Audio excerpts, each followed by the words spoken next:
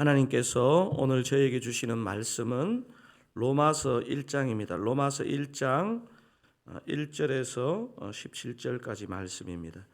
제 성경은 신약 성경 238면입니다. 238면 로마서 1장 다 찾으시면 제가 1절, 여러분이 2절 그렇게 교독하시고 마지막 17절은 함께 읽으시겠습니다. 예수 그리스도의 종 바울은 사도로 부르심을 받아 하나님의 복음을 위하여 택정함을 입었으니 이 복음은 하나님이 선지자들을 통하여 그의 아들에 관하여 성경에 미리 약속하신 것이라. 그의 아들에 관하여 말하면 육신으로는 다윗의 혈통에서 나셨고 성결의 영으로는 죽은 자들 가운데서 부활하사 능력으로 하나님의 아들로 선포되셨으니 곧 우리 주 예수 그리스도시니라. 그러므로 말미암아 우리가 은혜의 사도의 직분을 받아 그의 이름을 위하여 모든 이방인 중에서 믿어 순종하게 하나니 너희도 그들 중에서 예수 그리스도의 것으로 부르심을 받은 자들이나 로마에서 하나님의 사랑하심을 받고 성도로 부르심을 받은 모든 자에게 하나님 우리 아버지와 주 예수 그리스도로부터 은혜와 평강이 있기를 원하노라. 먼저 내가 예수 그리스도로 말미암아 너희 모든 사람에 관하여 내 하나님께 감사함은 너희 믿음이 온 세상에 전파됨이로다. 내가 그의 아들의 복음 안에서 내 심령으로 섬기는 하나님이 나의 정인이 되시거니와 항상 내 기도에 쉬지 않고 너희를 말하며 어떻게 하든지 이제 하나님의 뜻 안에서 너희에게로 나아갈 좋은 길 얻기를 구하노라. 내가 너희 보기를 간절히 원하는 것은 어떤 신령한 은사를 너희에게 나누어 주어 너희를 견고하게 하려 함이니 이는 곧 내가 너희 가운데서 너희와 나의 믿음으로 말미암아 피차 아니함을 얻으려 함이라. 형제들아, 내가 여러 번 너희에게 가고자 한 것을 너희가 모르기를 원하지 아니하노니 이는 너희 중에서도 다른 이방인 중에서와 같이 열매를 맺게 하려 함이로되 지금까지 길이 막혔도다. 헬라인이나 야만이나 지혜 있는 자나 어리석은 자에게 다 내가 빚진 자라. 그러므로 나는 할 수 있는 대로 로마에 있는 너희에게도 복음 전하기를 원하노라. 내가 복음을 부끄러워하지 않으니 이 복음은 모든 믿는 자에게 구원을 주시는 하나님의 능력이 됨이라. 먼저는 유대인에게요 그리고 헬라인에게로다. 같이 읽으시겠습니다. 복음에는 하나님의 의가 나타나서 믿음으로 믿음에 이르게 하나니 기록된 바 오직 의인은 믿음으로 말미암아 살리라 함과 같으니라. 아멘. 아마 오래전에 수련회나 부흥회 같은 걸 하면 강사분들이 그 마지막 날 주로 하는 질문이 있었습니다. 구원의 확신을 가지신 분 손 들어 보세요. 우리도 해볼까요? 오늘 밤 당장 하나님께서 당신을 불러 가신다면 당신은 천국에 갈 것이라는 확신이 있습니까?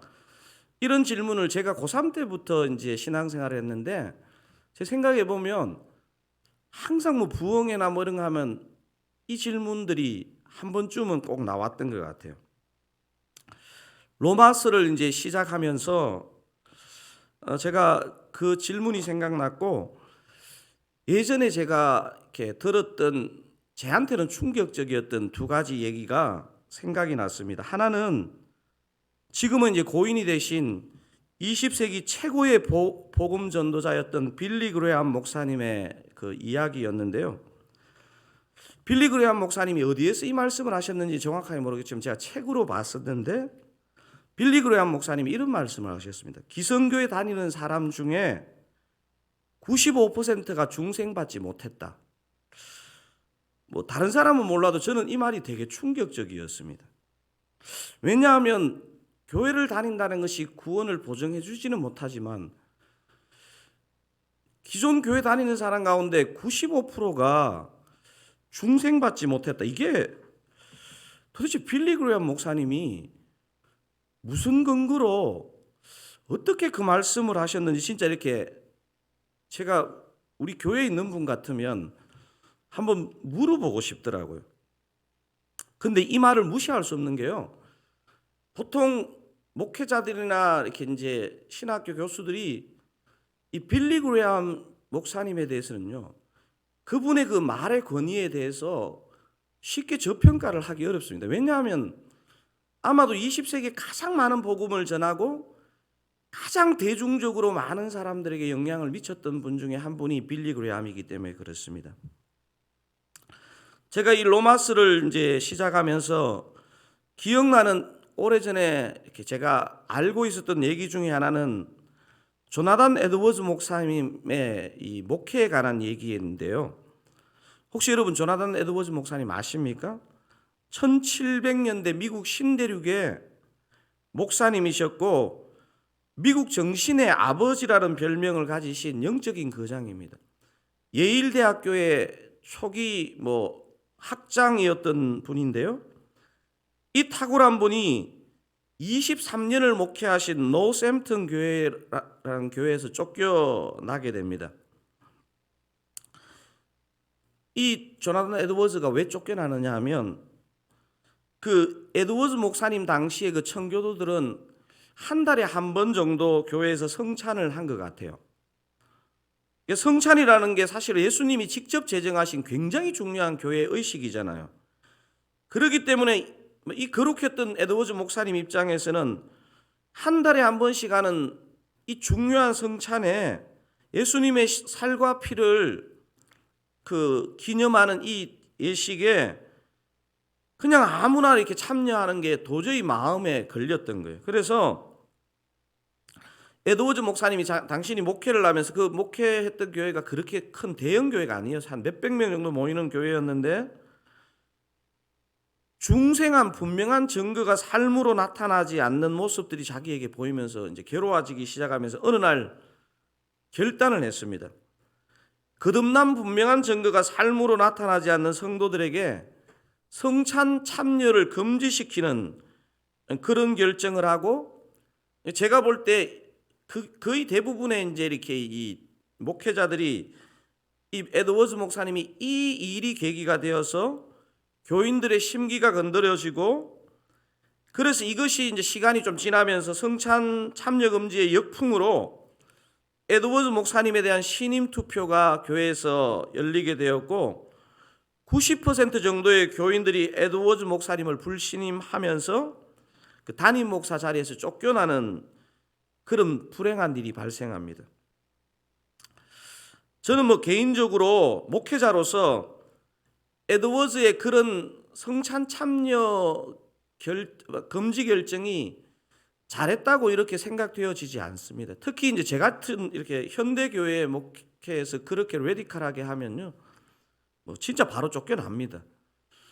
그런데 이 에드워즈 목사님이 가지신 이 영적인 순결함과 이 무게감, 여러분 실제로 제가 보니까요, 제가 미국에서 살아보니까 예수 안 믿는 학자들도요, 이 에드워즈가 가졌던 그의 신학과 철학과 인생에 대해서는요, 대부분 존경을 하더라고요. 사랑하는 사랑가족 여러분, 이 로마서를 시작하시면서 여러분은 구원의 확신이 있으십니까? 저는 오늘 설교의 제목을 매일 복음 앞에 서야 하는 이유로 그렇게 본문을 묵상하면서 정했습니다. 바울은 로마서의 시작에 해당하는 오늘 본문에서 제가 오늘 던진 제목에 대한 답을 제시하고 있다는 이런 느낌이 들었습니다.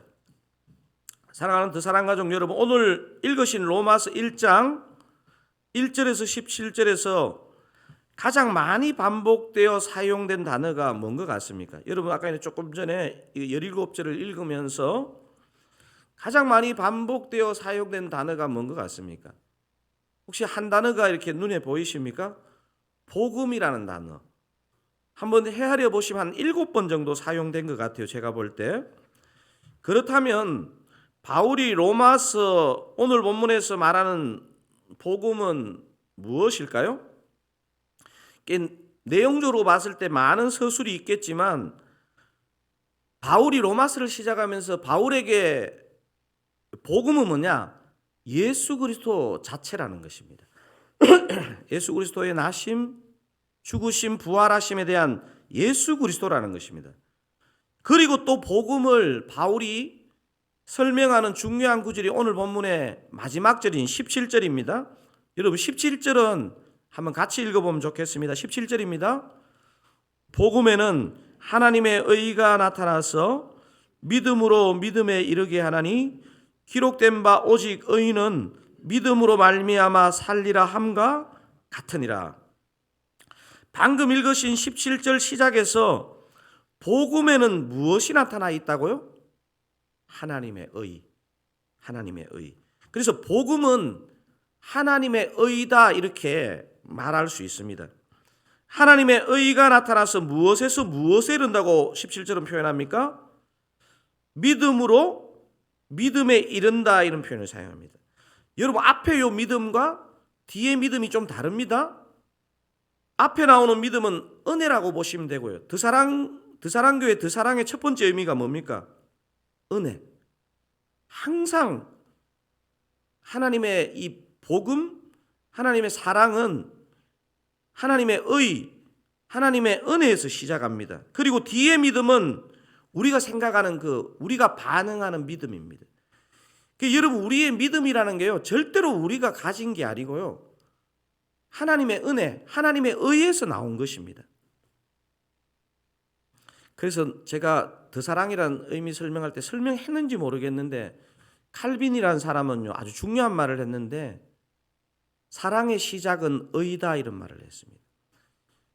우리는 이렇게 이제 막 사랑할 수 있을 것처럼 얘기하지만 그 사랑이라는 것이 하나님의 의에서 시작된다는 거예요. 우리가 막 결단하고 열심을 낸다고 되는 게 아니고 하나님의 의에서 비롯된다는 것입니다.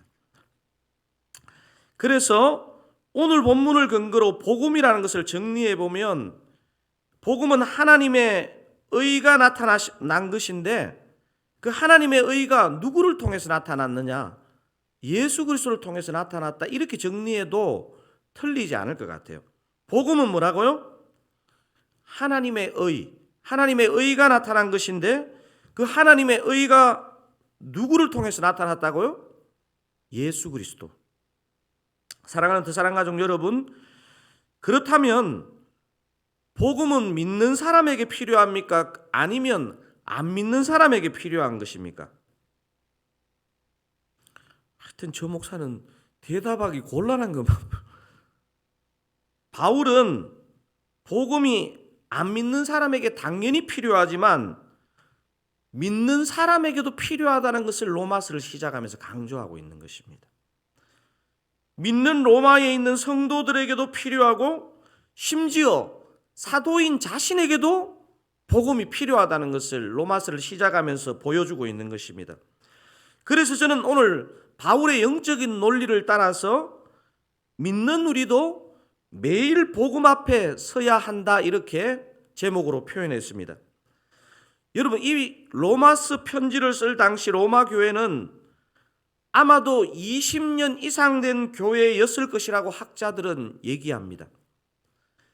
20년 이상 된 교회와 성도들이 왜 복음을 다시 들어야 하는 것일까요? 필요하니까요. 필요하니까. 매일 복음 앞에 서야 하는 이유 첫 번째, 매일 복음 앞에 서야 무엇이 살아납니다? 구원의 감격이 살아납니다. 매일 복음 앞에 서야 뭐가 살아난다고요? 구원의 감격. 구원의 감격. 여러분 저는 이렇게 생각합니다. 우리 신앙생활에 많은 게 중요하지만요. 구원의 감격이 중요해요. 여러분 혹시 제자훈련을 받으셨거나 사육훈련을 받으신 분들은요. 제가 볼 때 옥하는 목사님이 그 교재에 항상 그 적용 질문에 뭐를 당신은 이 감격이 있는가? 이게 이 질문이 들어가요. 예전에 나왔던 옥하는 목사님의 이렇게 성경 공부 교재에 꼭 적용 질문은 뭐냐면 당신은 이 감격이 있는가? 그래서 거기다가 또 부사를 하나 더 넣었죠. 확실하게 이 감격이 있는가? 명확하게 이 감격이 있는가? 당신의 삶 가운데는 이 감격이 어떻게 드러나고 있는가? 이렇게 쓰고 있는 것입니다. 바울이 어떻게 이 감격의 편지를 쓸 수 있었을까요? 제가 미국에 있을 때 그 터키 선교사로, 현재도 지금 터키 선교사로 계신 분이 한번 오셔가지고 설명을 하는데, 저 같은 사람은 뭐 터키를 가봤습니까? 살아봤습니까? 바울이 있잖아요. 터키에 도착해가 우리 입체적인 감각이 없는 저 같은 사람이나 여러분들에게는 바울이 터키에 도착해가 이렇게 어떤 복음을 전하러 간 게, 이렇게 우리는 평지를 생각하잖아요. 제가 보니까 그 해변에서 터키 내륙으로 넘어가는 부분에 어마어마한 산맥이 있습니다. 여러분, 그 험한 산지를 넘어서 복음을 전하다고 생각하세요. 그러니까 이게 키로수로 얘기하면요, 한 몇백 킬로 되는 거예요. 몇백 킬로. 그런데 그렇게 인간적으로 보면, 육체적으로 보면 고단한 사역을, 선교를 했던 바울이 어떻게 이렇게 감격할 수 있었을까요? 매일 복음 앞에 그가 섰기 때문에 그런 것입니다. 바울은 복음을 증거하기에 앞서 자신을 택해 주신 하나님, 자신을 사도로 부르신 하나님 은혜에 대해서 감격했다는 것을 딱 첫 절에서 보여줍니다. 첫 절에서 1절 같이 한번 읽어볼까요? 예수 그리스도의 종 바울은 사도로 부르심을 받아 하나님의 복음을 위하여 택정함을 입었으니. 여러분, 이게 무슨 말이겠습니까? 나는 복음 때문에 감격한다. 나를 사도로 부르시고 나를 복음을 위해 부르신 이 하나님 은혜에 감격한다, 이 고백을 하고 있는 것이 않습니까? 왜 바울의 이 감격이 느껴지십니까? 바울은 복음을 증거하기 전에 자신이 먼저 매일 복음 앞에 섰습니다. 저는 오늘 석가탄신일이라서 거의 집에서 쉬실 줄 알았는데 생각보다 되게 많이 나오셨네요. 저는 여러분을 보면서 감사하는 게 뭐냐면요, 석가탄신일 토요일 새벽, 제가 볼 때 가장 쉬기 좋을 것 같은데 왜 여기 나왔느냐? 내가 진짜 복음으로 다시 감격하고 싶어서 저는 나왔다고 생각되어집니다. 우리는 행복하기 위해 맛있는 것도 먹고 좋은 곳으로 여행도 가고 이런저런 시도들을 해봅니다. 맛있는 것 먹고 좋은 곳으로 여행 가면 조금 행복해지기는 합니다.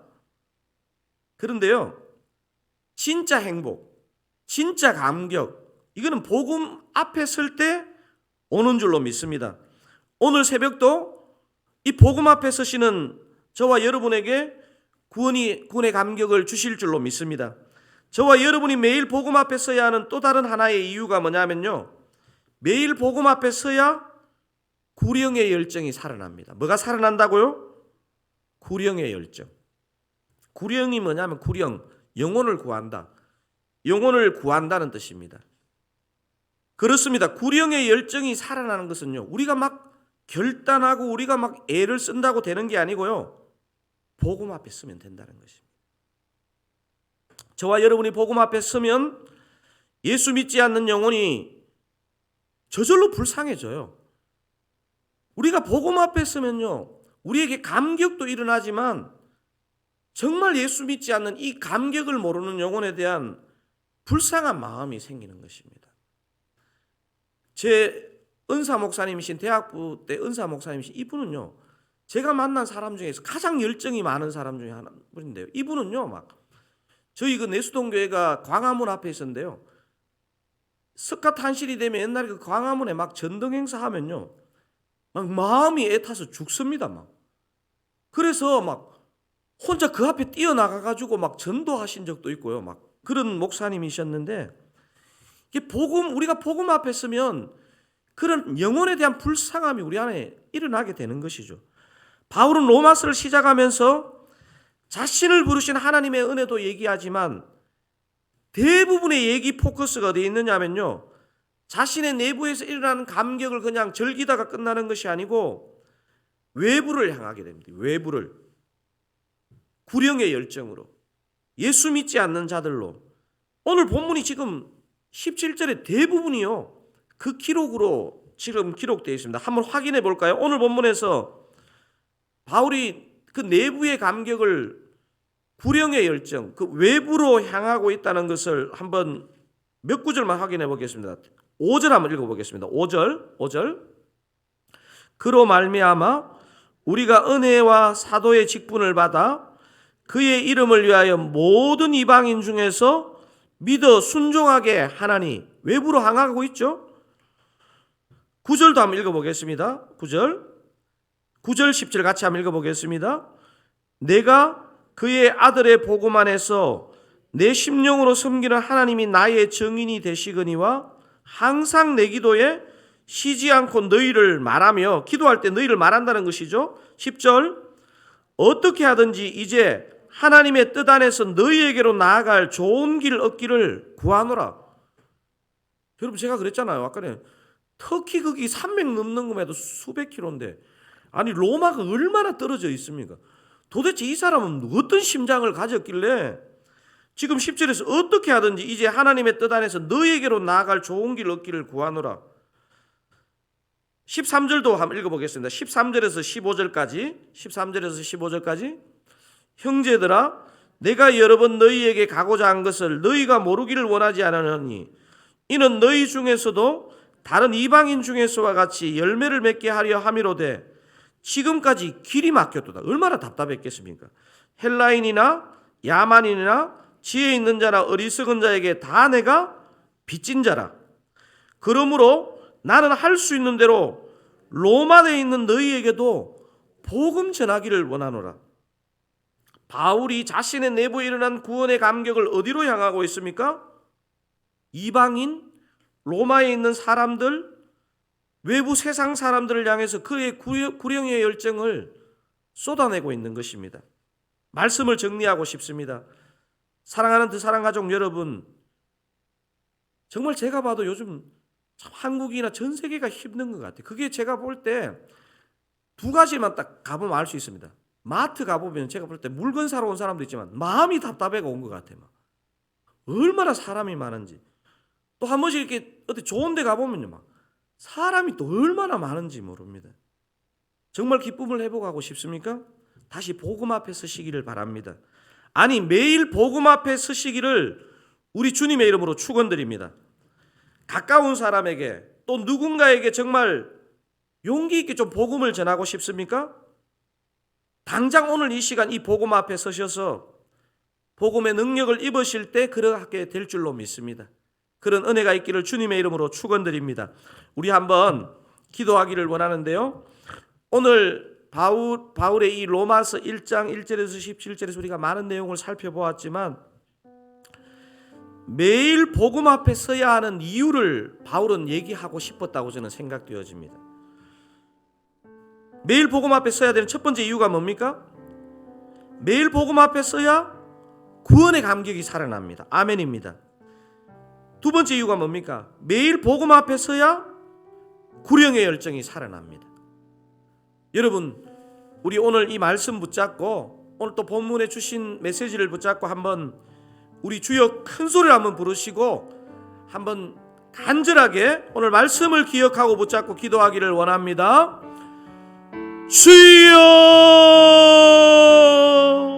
주님 그렇습니다. 제가 오늘 이 예배 자리에 나온 우리 성도님들이 매일 복음 앞에 서기를 원합니다.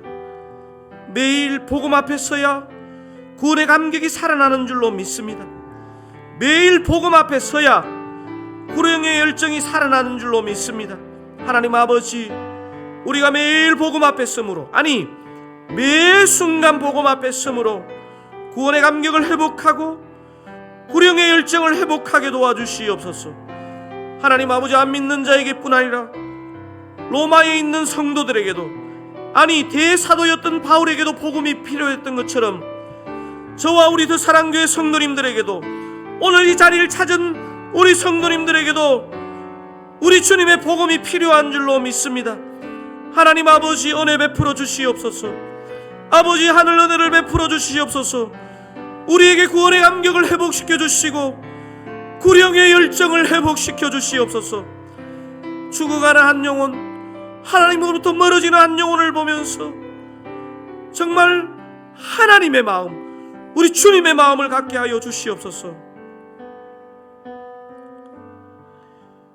우리 한 번 더 합심하여 기도하기를 원하는데요. 내일 주일 예배입니다.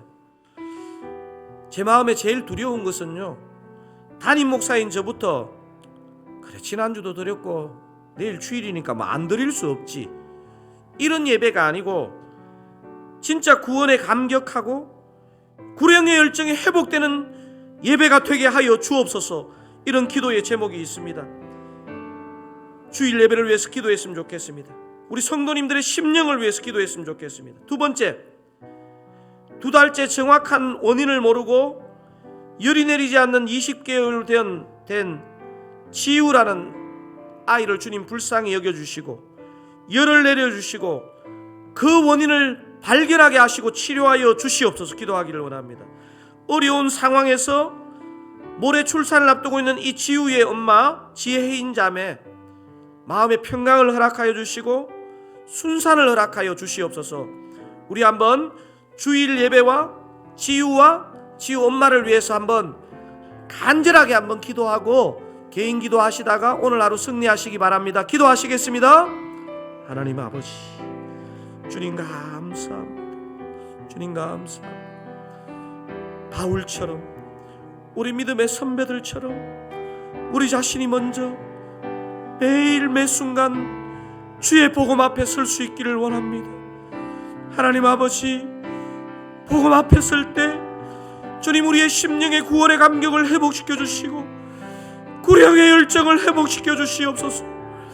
담임 목사인 저부터 주일 예배를 준비하며 주일 예배에 설 때 복음 앞에 서게 하옵소서. 복음이 증거되게 하옵소서. 그래서 우리의 심령에 잔잔하였던 마음에 구원의 감격이 일어나며 구령의 열정이 회복되어서 아버지의 주의 복음을 전가하지 않고는 견딜 수 없는 주의 마음을 허락하여 주시옵소서. 하나님 아버지, 교회 환우들을 불쌍히 여겨주시고 특별히 지우를 불쌍히 여겨주시옵소서. 아버지 불쌍히 여겨주시옵소서. 아버지 열이 내리게 하여 주시옵소서. 원인을 발견케 하여 주시고 치유하여 주시옵소서. 지우의 머리와 온몸에 주의 피 묻은 손으로 안수하여 주시옵소서. 아버지 지혜인 자매 주의 마음에 그의 마음에 주의 평강을 허락하여 주시고 믿음을 허락하여 주시고 주님께 맡길 때 은혜의 역사를 허락하여 주시고 자매에게도 순산의 은총을 허락하여 주시옵소서. 하나님 아버지, 돕는 박상현 형제님 아버지여, 육과 영의 세임 주시고 하나님 붙잡을 때 기적의 역사가 일어나게 하여 주시옵소서. 주님, 우리 환우들 가운데 아버지여 몸이 아프시고 아버지여 마음에 낙심이 찾아온 자들에게 주의 복음을 들려주시고 주의 성령으로 역사하여 주시기를 원합니다. 주여 함께하여 주시옵소서. 주여 함께하여 주시옵소서. 아버지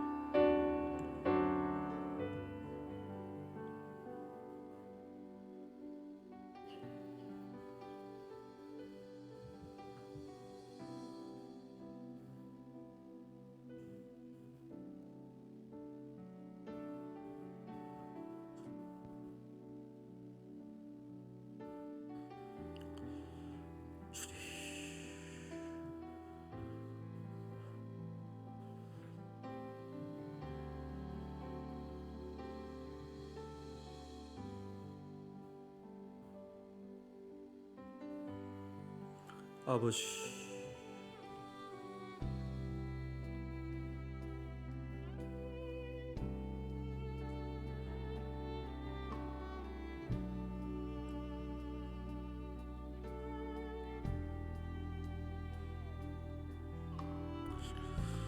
주님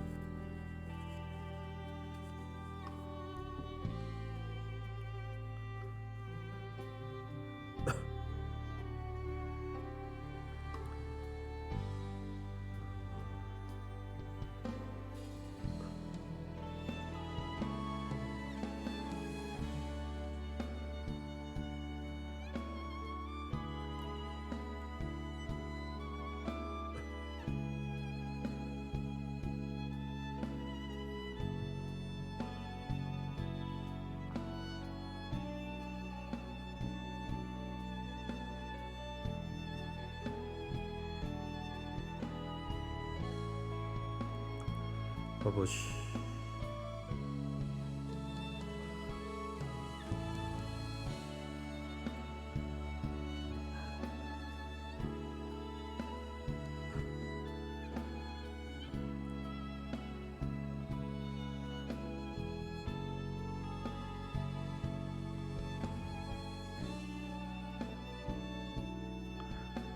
아버지,